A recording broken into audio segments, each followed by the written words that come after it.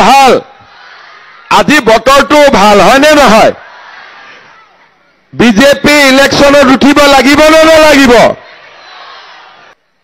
যোৱা 1 তাৰিখৰ পৰা মই গোটেই বিটিআৰত ওদালগুৰিৰ পৰা গোমালৈকে ফকিৰাগামলৈকে প্ৰায় 30খন মিটিং মই নিজে কৰিছো আজি কোকৰাঝাৰ জিলাত আমাৰ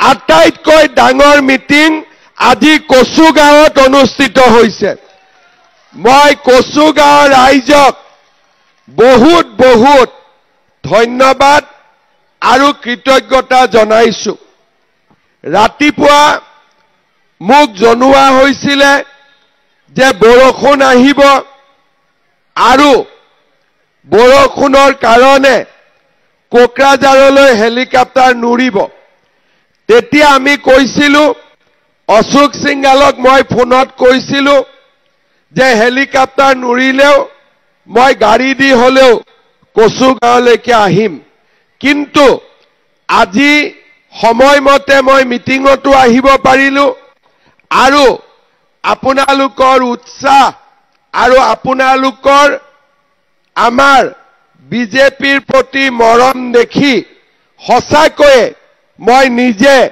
গৌৰৱ অনুভৱ কৰিছো আৰু আপোনালোকক মই বহুত ধন্যবাদ জ্ঞাপন কৰিছো শ্ৰদ্ধা ৰাইজ আপোনালোকে জানে যে আগষ্ট মাহত আমাৰ বড়োলেণ্ড টেৰিটৰিয়েল ৰিজন বিটিচিৰ নিৰ্বাচন ঘোষণা হ'ব আমাৰ বিটিচিত আগষ্টৰ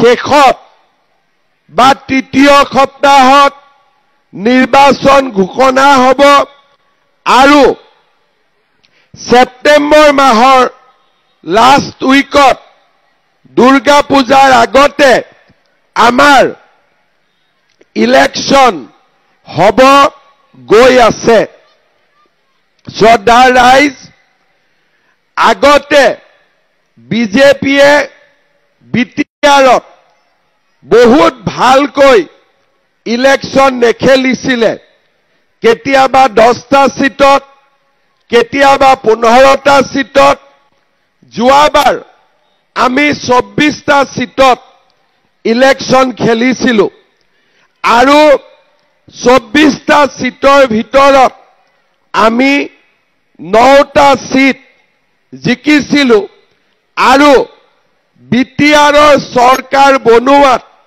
আমি সহায় কৰিছিলো কিন্তু আমাৰ দলৰ কাৰ্যকৰ্তাসকলে আমাক কৈ আহিছে যে নহয় বিজেপিয়ে বিটিআৰত শক্তিশালীভাৱে ইলেকশনত উঠিব লাগে আৰু বিটিআৰ চৰকাৰ গঠনত বিজেপিয়ে আটাইতকৈ গুৰুত্বপূৰ্ণ ভূমিকা ল'ব লাগে মই আমাৰ দলৰ কাৰ্যকৰ্তাসকলৰ অনুৰোধ শুনি মই সিদ্ধান্ত লৈছিলো যে মই বিটিআৰৰ প্ৰত্যেকটো সমষ্টিতে নিজে এবাৰ যাম আৰু ৰাইজৰ লগত মই কথা পাতিম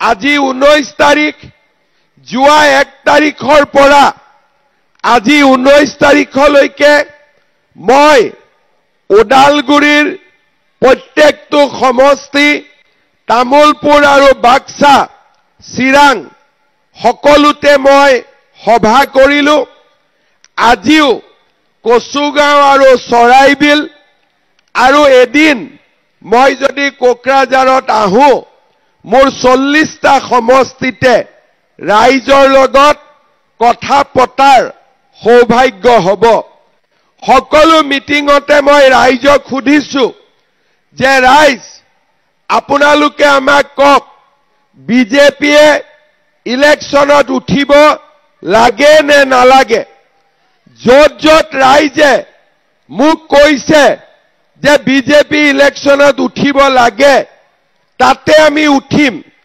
আৰু য'ত যদি ৰাইজে মোক কৈছে উঠিব নালাগে আমি নুঠো কিন্তু এতিয়ালৈকে কোনেও কোৱা নাই উঠিব নালাগে বুলি এতিয়া মই কচুগাঁও ৰাইজক সুধিব খুজিছো বিজেপিয়ে কচুগাঁৱত ইলেকশ্যন উঠিব লাগে নে নালাগে লাগে নে নালাগে উঠিলে আমি জিকিম নে হাৰিম অলপ ডাঙৰ কৰি ক'ব লাগিব সকলোৱে শুনাকৈ উঠিলে আমি জিকিম নে হাৰিম পাক্কা জিকিম ঠিক আছে এতিয়া ৰাইজক মই কেইটামান কথা ক'ব খুজিছো আপোনালোকে চাওক যে মই অসমত যোৱা 25 বছৰ মই মন্ত্ৰী হৈ আছো যোৱা 5 বছৰ মই অসমত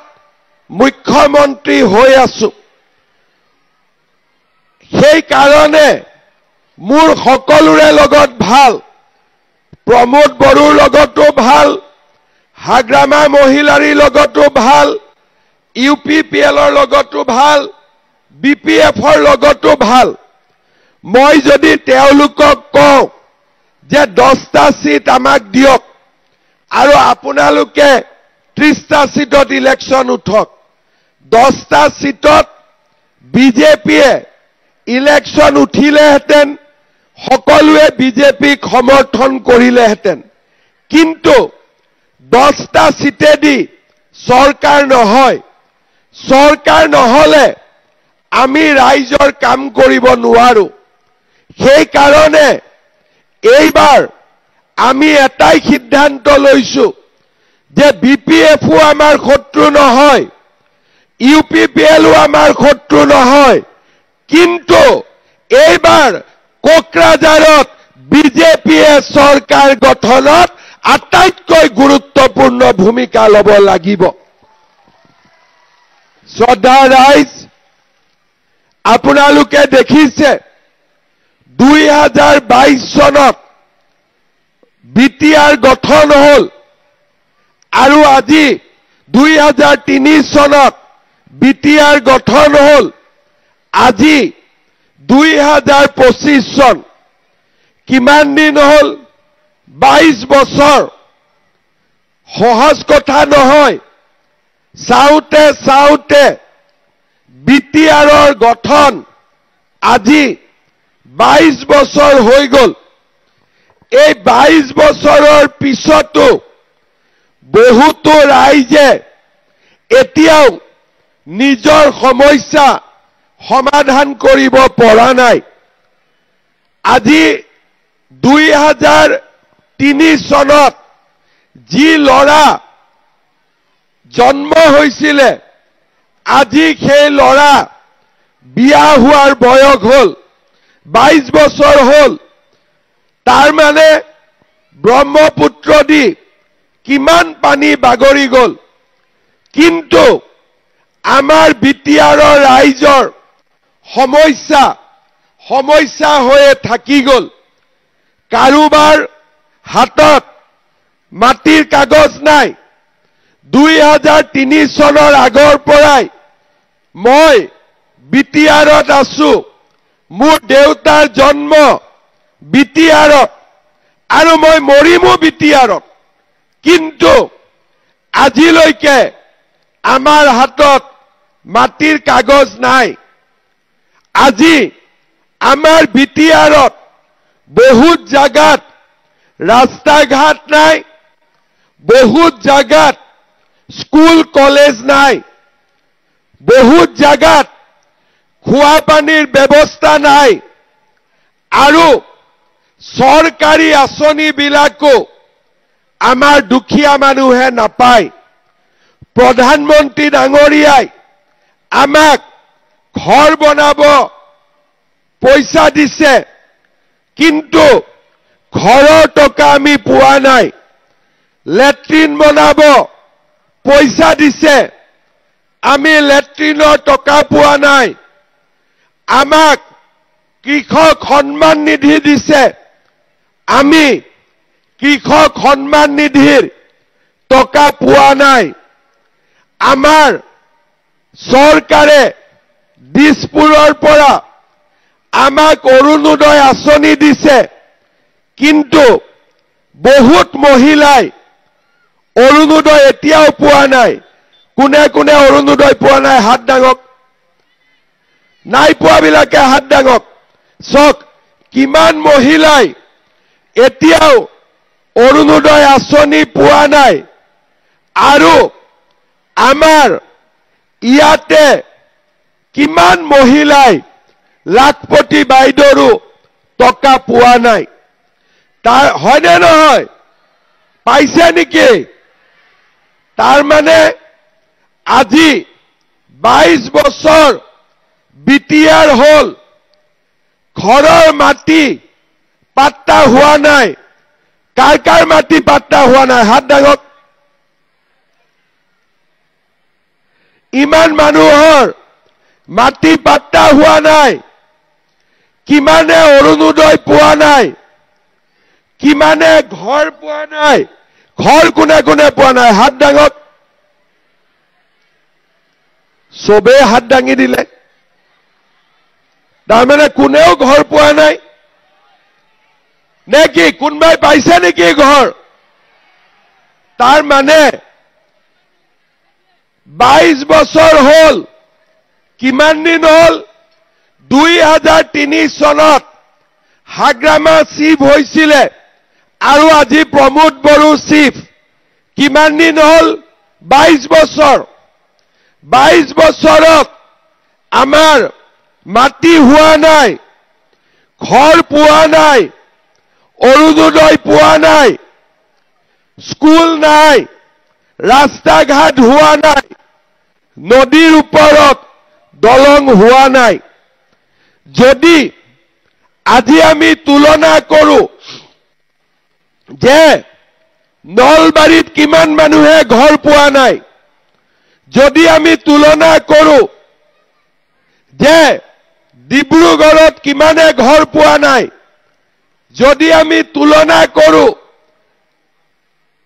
জালুকবাৰীত কিমান মানুহে মাটি পোৱা নাই তেতিয়া আমি দেখা পাম যে আন অসমৰ জাগাবিলাকত যিমান কাম হৈছে বিটিআৰত তাৰ তুলনাত ৰাইজে যিমান সুবিধা পাব লাগে আজি সুবিধা পোৱা নাই কাক কোনে দিব সুবিধা জালুকবাৰী নলবাৰী মঙ্গলদৈ তেজপুৰত সুবিধা দিয়ে চৰকাৰে কিন্তু বিটিআৰত কোনে সুবিধা দিয়ে চৰকাৰে নিদিয়ে ঘৰ এটা পাব লাগিলে ভিচিডিচিৰ মূৰত মিঠাতেল ঢালিব লাগিব হয়নে নহয় অৰুণোদয়ৰ ফৰ্মখন পাবৰ কাৰণেও ভিচিডিচিৰ মূৰত মিঠাতেল ঢালিব লাগিব ঠিক কথা কৈছো নে নাই তাৰ মানে বিটিএডিত কোনো চৰকাৰ নাই সব ভিচিডিচিৰ পকেটত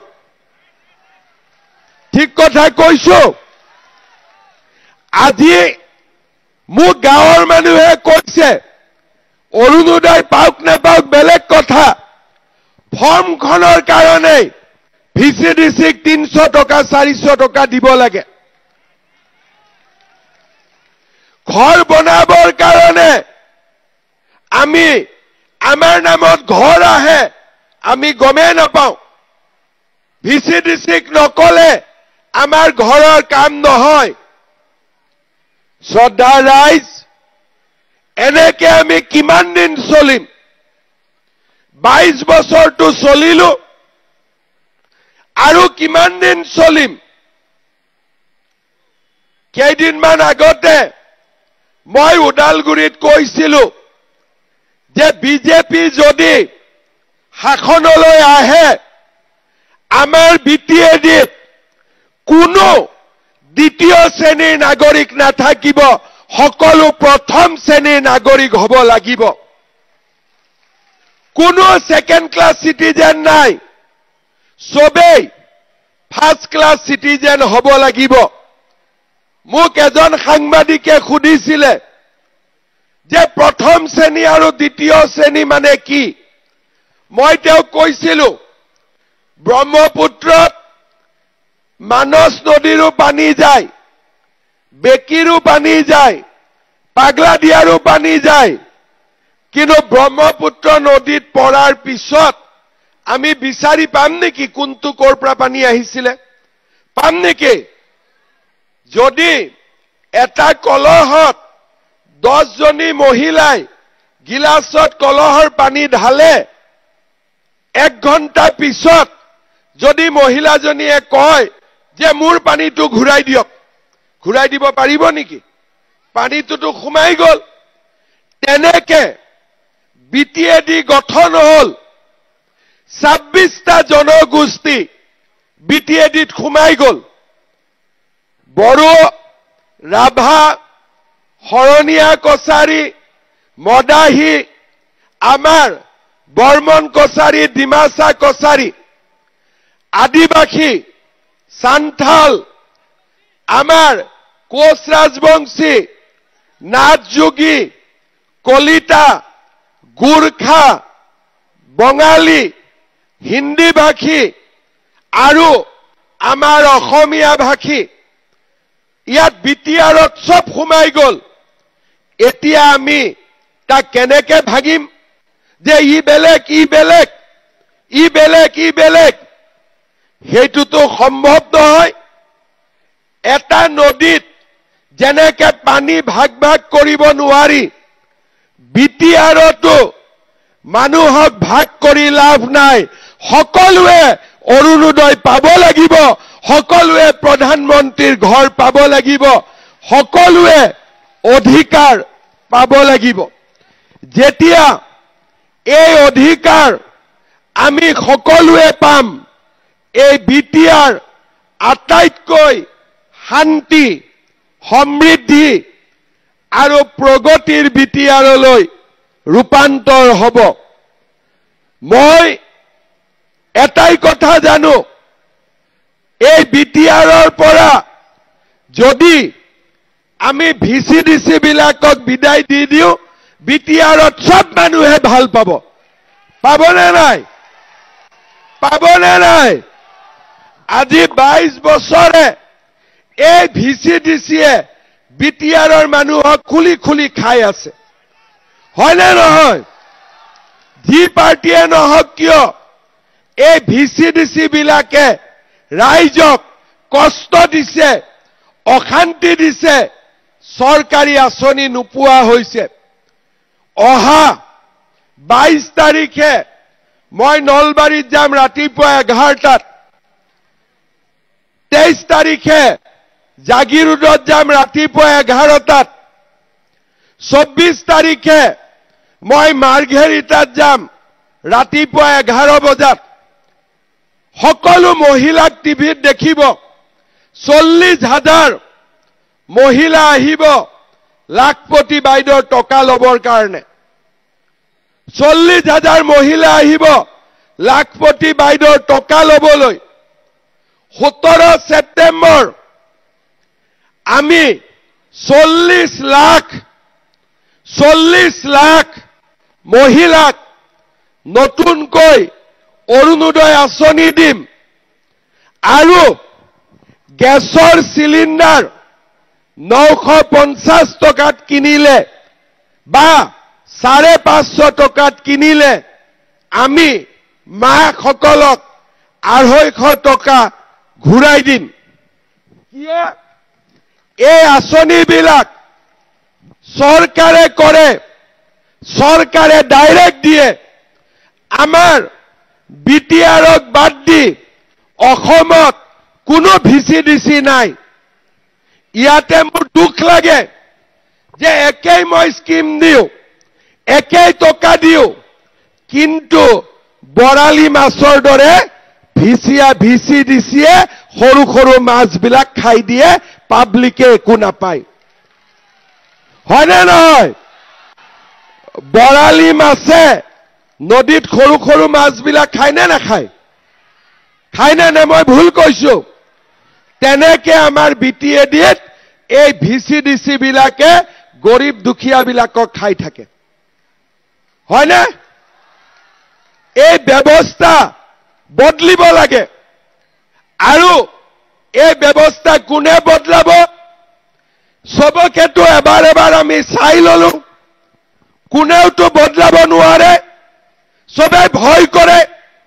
কিন্তু আপোনালোকৰ আশীৰ্বাদত হিমন্ত বিশ্ব শৰ্মাই ভয় নকৰে। আমি দুখীয়া মানুহৰ লগত থাকিম, আমি দুখীয়া মানুহৰ লগত থাকিম। আৰু সেই কাৰণে এইবাৰ ৰাইজে বিজেপিৰ চৰকাৰ বনাওক। যদি নলবাৰীত লাখপতি বাইদেউ পাব পাৰে, কচুবিলতো লাখপতি বাইদেউৰ টকা পাব লাগিব।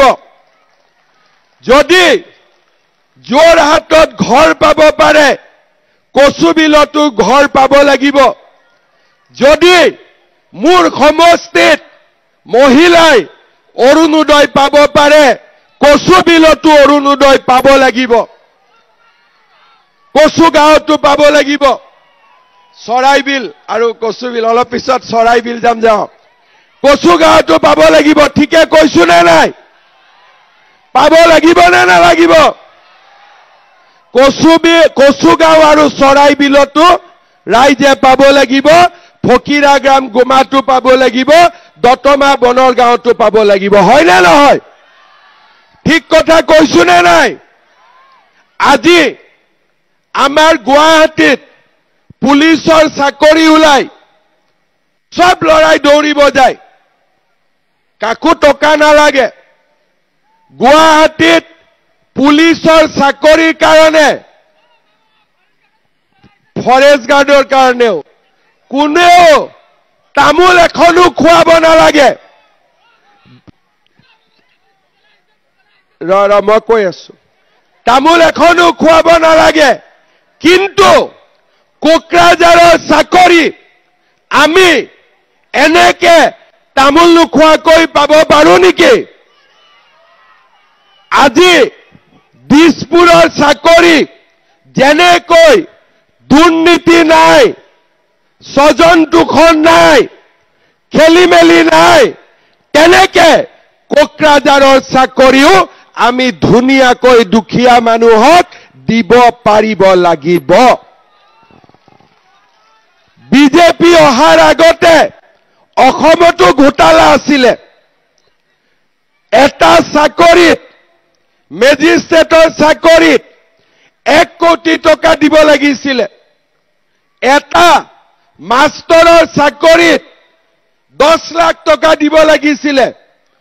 পুলিচৰ চাকৰিত 2 লাখ টকা দিব লাগিছিলে। মই 1.5 লাখ চৰকাৰী চাকৰি দিছো।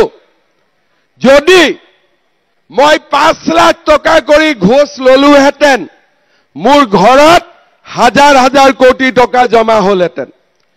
কিন্তু আজি আমি অসমত এনেকুৱা কৰিছো যে অসমৰ চাকৰিৰ কাৰণে কোনো বাপৰ বেটাই তামোল এখনো খাব নোৱাৰে, তামোল এখনো ঘোষ খাব নোৱাৰে। তেনেকে কোকৰাঝাৰৰ চাকৰিও আমি তেনেকৈ দিব লাগিব। কেতিয়া দিব পাৰিম? যেতিয়া দিল্লীতো বিজেপি, দিছপুৰতো বিজেপি, কোকৰাঝাৰতো বিজেপি। যেতিয়া এই সকলো জাগাতে বিজেপি থাকিব, আঁচনিও দুৰ্নীতি নোহোৱাকৈ পাব, চাকৰিও দুৰ্নীতি নোহোৱাকৈ পাব, আৰু আমাৰ ৰাইজৰ সমস্যাসমূহ সমাধান হ'ব। মই এনেই কোৱা নাই। 2020 চনৰ আগতে কোনেও ভাবা নাছিল যে আমাৰ বিটিআৰ শান্তি হ'ব। 2019 চনত আমি বিটিআৰ চুক্তি কৰিলো। তাৰ আগতে বিটিআৰত 4,000 মানুহৰ মৃত্যু হৈছিলে। এই কচুগাঁৱত ৰাতি 6টা বজাৰ পিছত মানুহে দোকান খুলিবৰ কাৰণে সাহস নকৰিছিলে। কোনো মানুহৰ জীৱনত নিৰাপত্তা নাছিলে। 2021ত মই মুখ্যমন্ত্ৰী হলো। ৰাইজক মই প্ৰতিশ্ৰুতি দিছিলোঁ যে বন্দুকৰ শব্দত বিটিআৰত ৰাতি নোপোৱাব, বিটিআৰত শান্তি আনিবই লাগিব। আজি 4.5 বছৰ পিছত মই আপোনালোকৰ সন্মুখত থিয় হৈ ক'ব পাৰো যে মই মুখ্যমন্ত্ৰী হোৱাৰ পিছত বিটিআৰত এটাও গুলিকাণ্ড হোৱা নাই, এটাও বোমা বিস্ফোৰণ হোৱা নাই, এটাও সাম্প্ৰদায়িক সংঘৰ্ষ, গোষ্ঠীগত সংঘৰ্ষ হোৱা নাই। কিমান গণ্ডগোল মুছলমানৰ লগত, আদিবাসীৰ লগত, বড়োৰ লগত কিমান ঘটনা ঘটি গ'ল। কিন্তু মই মুখ্যমন্ত্ৰী হোৱাৰ পিছত এই বিটিআৰত ৰাতি 12টা বজাতো যদি দোকান খুলি থাকে কোনো চিন্তা নাই।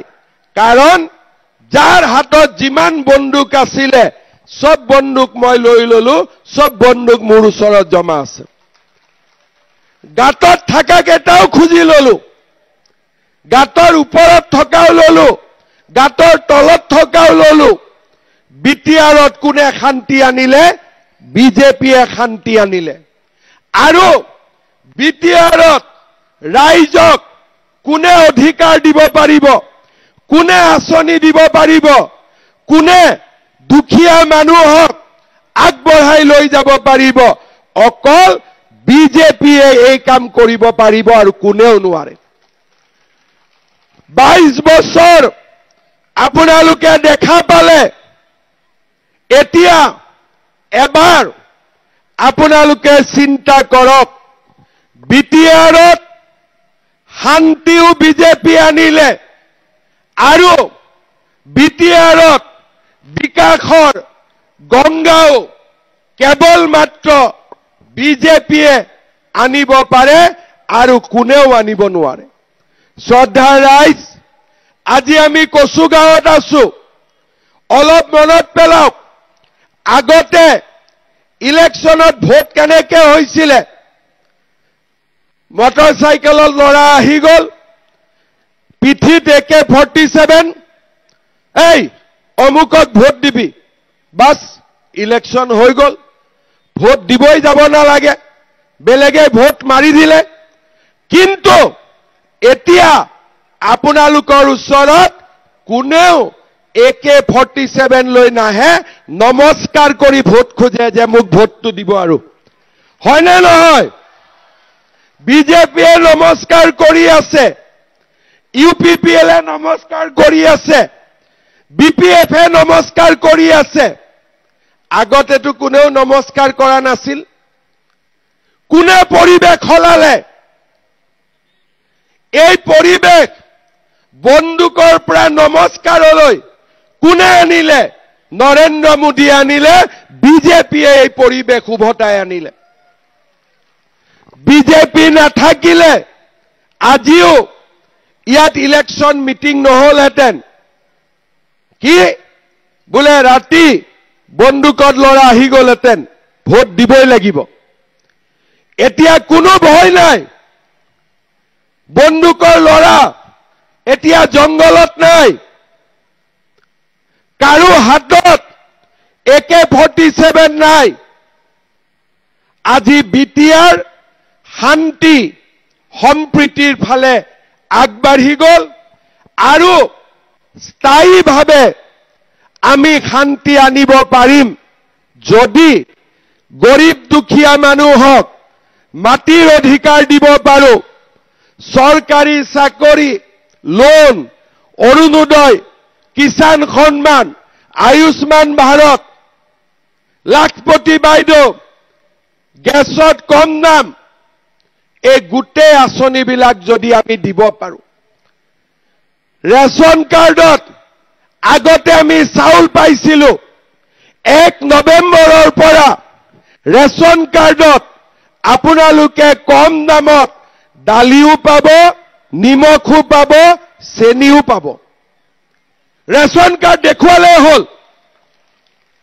250 টকা গেছৰ দাম আপোনালোকে একাউণ্টত টকা পাব 1250 টকা অৰুণোদয় পাব লাখপতি বাইদেউ মহিলাসকলে 10,000 টকা পাব ছোৱালীয়ে কলেজত গলে নিযুত মইনা আঁচনি পাব মেট্ৰিক পৰীক্ষা দিয়া লৰায়ো পঢ়িবৰ কাৰণে 300 টকাকৈ বেংক একাউণ্টত পাব কোনে কৰিব পাৰে হয় মোদীয়ে কৰিব লাগিব নহলে দিছপুৰত বিজেপিয়ে কৰিব লাগিব যদি দিল্লীত বিজেপি দিছপুৰত বিজেপি আৰু কোকৰাঝাৰত বিজেপি ভিচিডিচিৰ মূৰত তেল মাৰিব নালাগে ডাইৰেক্টলি আপোনালোকৰ একাউণ্টত টকা আহিব ডাইৰেক্টলি টকা আহিব আমি এই ব্যৱস্থাৰ পৰিৱৰ্তন কৰিব খুজিছো বিজেপিক বাদ দি কোনেও এই কাম কৰিব নোৱাৰে কাৰণ বিজেপিৰ চৰকাৰ দিল্লীত আছে বিজেপিৰ চৰকাৰ দিছপুৰত আছে বিজেপিৰ চৰকাৰ কোকৰাঝাৰত থাকিব লাগে পৰিৱেশৰ পৰিৱৰ্তন হ'ব আৰু 26টা জনগোষ্ঠীৰ লোক আগবাঢ়ি যাব পাৰিব শ্ৰদ্ধা ৰাইজ 22 বছৰ আমি ৰখিলো সকলোকে ভোট দিলো 22 বছৰ আমি ৰখিলো এবাৰ বিজেপিক ভোট দিয়ক বিজেপিৰ চৰকাৰ বনাওক আৰু সকলোকে লগত লৈ আমি এখন সুন্দৰ সৰ্বাংগ সুন্দৰ বিটিচিৰ আমি নিৰ্মাণ কৰিম শ্ৰদ্ধা ৰাইজ বিটিচিত শান্তি কেনেকৈ আহিলে আগতে বিটিচিত কোনো মুখ্যমন্ত্ৰী নাহিছিলে দিছপুৰতে থাকে ইয়াত ৰাইজে খাইছে নাই খোৱা কোনো খবৰ নলৈছিলে বিটিআৰত কি হৈছে কোনেও নাজানে মই মুখ্যমন্ত্ৰী হোৱাৰ পিছত বিটিআৰত মই 212তকৈও বেছি আহিছো 212তকৈ বেছি আহিছো ৰাইজৰ সমস্যাৰ বুজ লৈছো লৰা যদি জংগলত আছে ঘূৰাই আনিছো যদি আৰ্মছ আছে উভতাই আনিছো সকলো ৰাইজৰ সমস্যা আমি সমাধান কৰিব খুজিছো শ্ৰদ্ধা ৰাইজ আপোনালোকে আমাক এইবাৰ কচুগাঁৱত জিকাই দিয়ক দিব না নিদিব পাক্কা দিব